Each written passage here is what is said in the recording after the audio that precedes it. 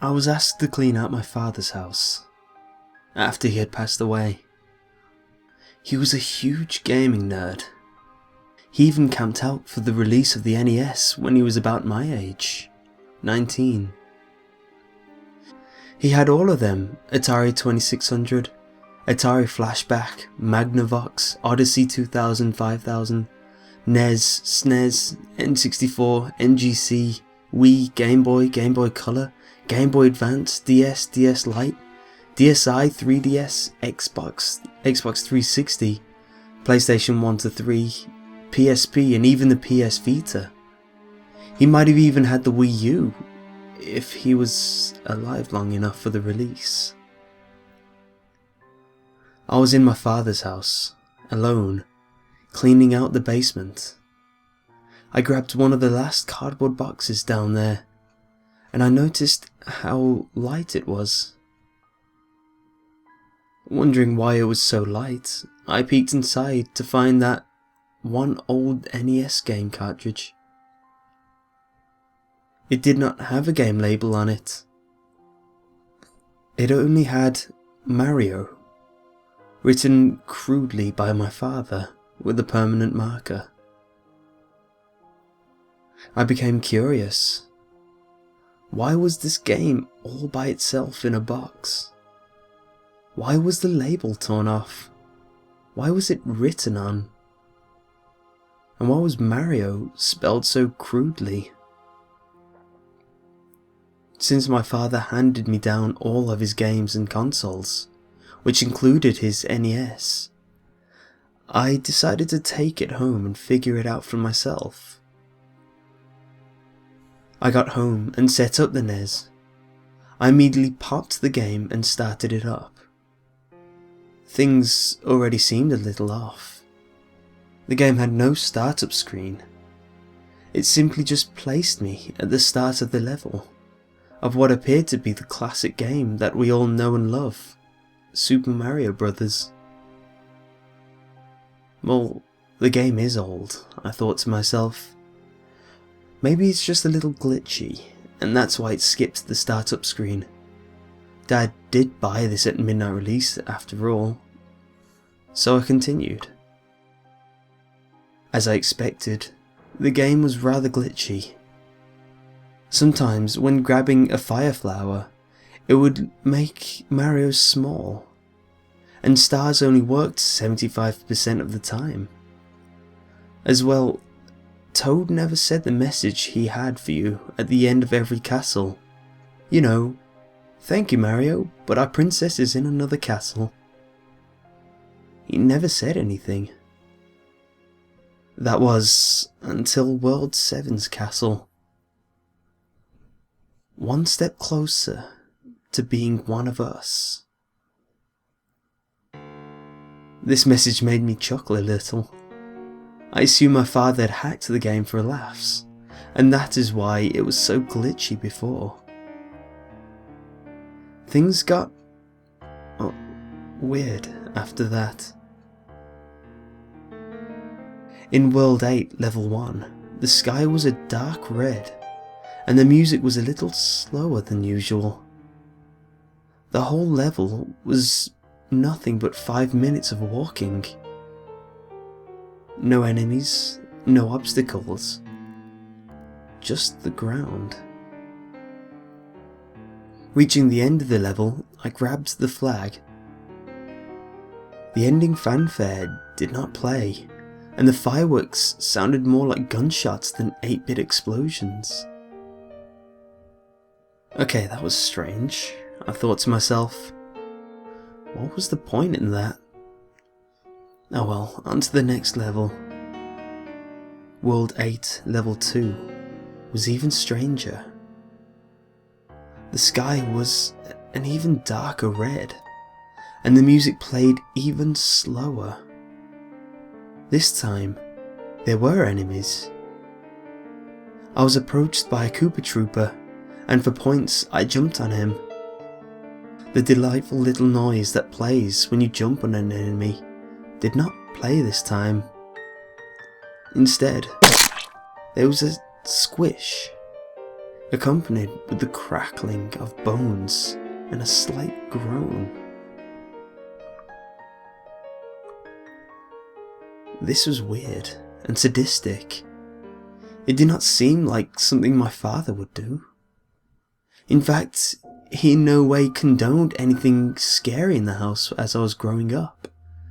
He never allowed my older sister or myself to play any scary games or watch any scary movies. We did at our friend's house, of course, but that's beside the point. I moved on and ran into a Goomba. To make sure the earlier sound was not a glitch, I jumped on it. The same sound played, and I was becoming unsettled to say the least.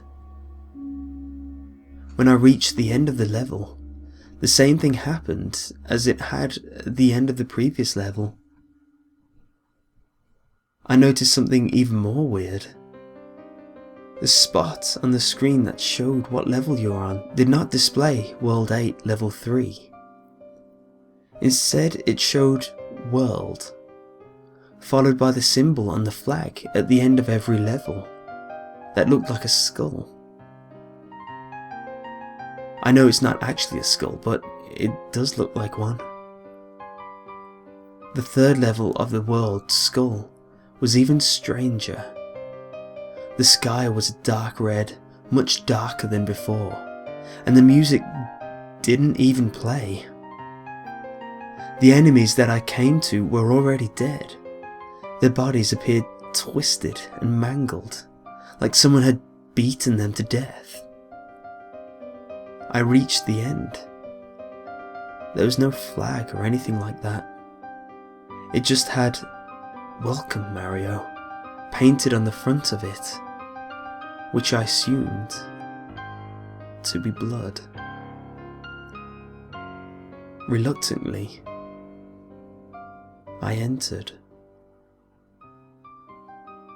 The black screen that shows your status between levels showed that I had 0 lives, and that I was in World D, Level ED. I was pale and trembling with fear. Just what was this game?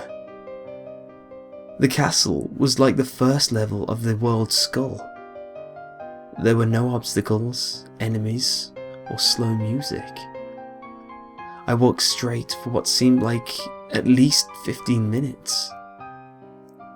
My time reached 0, but the level kept going. It felt like MaRIo was not alone, like someone was watching his every move. My only questions were, what was MaRIo's mission in this sadistic, twisted game? What did he want to accomplish, and why? I had to finish the game to know. Finally, I came to the end of the level. There he stood, Bowser. His eyes were missing, and his belly appeared fleshless. I prepared to fight him, but he quickly grabbed MaRIo.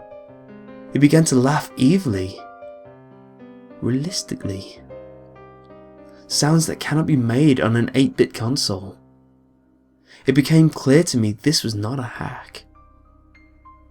Bowser bit MaRIo's head off. MaRIo's body shivered and struggled as Bowser dragged him behind the battle scene.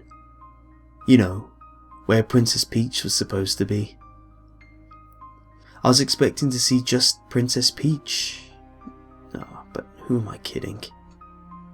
I was not expecting anything that would save me from this nightmare. I saw Toad, Luigi and Peach. However, both Luigi and Peach had Toad's head on their bodies instead of their own. Bowser grabbed the Toad's head and stuck it on MaRIo. He placed him next to the others. Bowser then proceeded to rip off his own head and began to pull out his intestines. Text appeared. Press B for a harder quest, and even you can can become one of us. I threw my controller at the screen, so hard the screen actually broke. I ejected the cartridge and threw it at the wall. It fell into pieces, and I noticed that there was a note inside. I picked it up and read it. Dear son, you're next. Signed, Dad. I threw both the game and the letter in the fire that I started in my fireplace. I will never be able to get that satanic picture of my beloved characters like that out of my head. To this day, I cannot play Super Mario Bros. And the other morning, I woke up to see MaRIo carved into my arm. To take my mind off these things, I began looking through all of the other NES games.